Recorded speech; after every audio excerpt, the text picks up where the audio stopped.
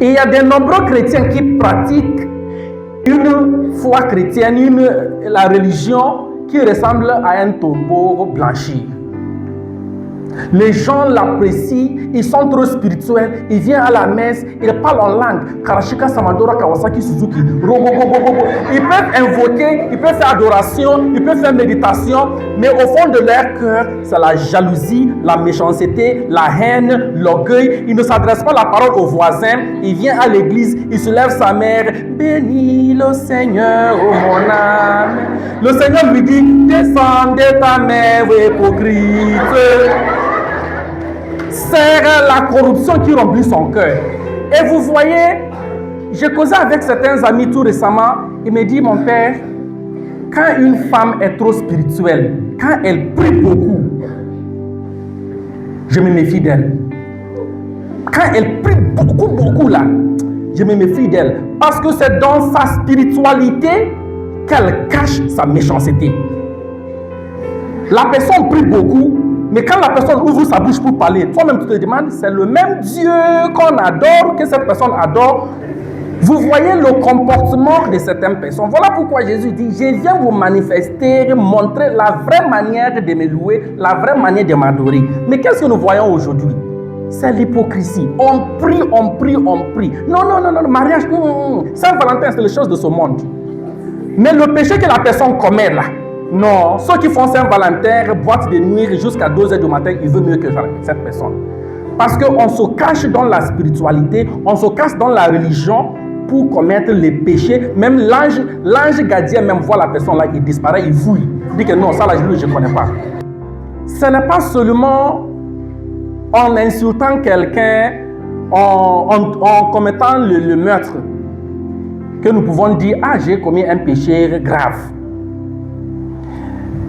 Mais vous savez, si vous critiquez quelqu'un qui n'a pas fait le mal, qui vous a rien fait, vous gâtez sa réputation, vous quittez cette ville pour aller dans une autre ville pour critiquer quelqu'un, s'il vous plaît, si vous partez pour la confession prochainement, commencez ainsi.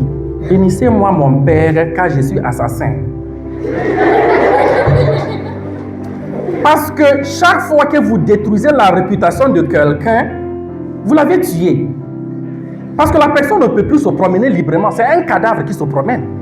Parce que nous avons ruiné sa réputation. Voilà pourquoi la parole de Dieu nous dit, ne pensez pas que c'est seulement quand vous tuez quelqu'un avec couteau que vous avez commis le meurtre. Chaque fois que vous gâtez sa réputation, vous l'avez tué. Si quelqu'un vient chercher le travail chez moi et je suis en train de voir la possibilité de l'embaucher, de l'employer, et je viens d'apprendre, quelqu'un me dit que c'est un voleur. Si je garde l'argent, il va voler, de ne pas le prendre. Et je décide de ne pas embaucher cette personne. Et cette personne n'arrive plus à manger, cette personne n'a plus de travail. Je l'ai tué. Même s'il se promène, il est déjà mort. Et c'est moi qui l'ai tué. Donc, pour montrer qu'au-delà de ce que nous pensons, il y a d'autres manières de commettre les péchés plus graves que cela. Les paroles blessantes. Et après cela, on vient offrir un don au Seigneur. Le Seigneur nous le dit, quand vous venez présenter vos offrandes devant moi, et vous vous rendez compte que vous avez quelque chose contre votre frère et votre soeur, laissez votre offrande, allez-y vous réconcilier. Pas te réconcilier et tu reviens. On fait les dons à l'église, on fait les dons aux pauvres, on fait le don aux marginalisés, mais ne veut pas faire le don de pardon aux personnes qui nous ont fait du mal. Je ne vais jamais le pardonner, jamais. Et puis la personne va aussi pour la confession, pour demander pardon au Seigneur. Quelque chose que vous ne voulez pas donner, vous voulez que le Seigneur vous le donne.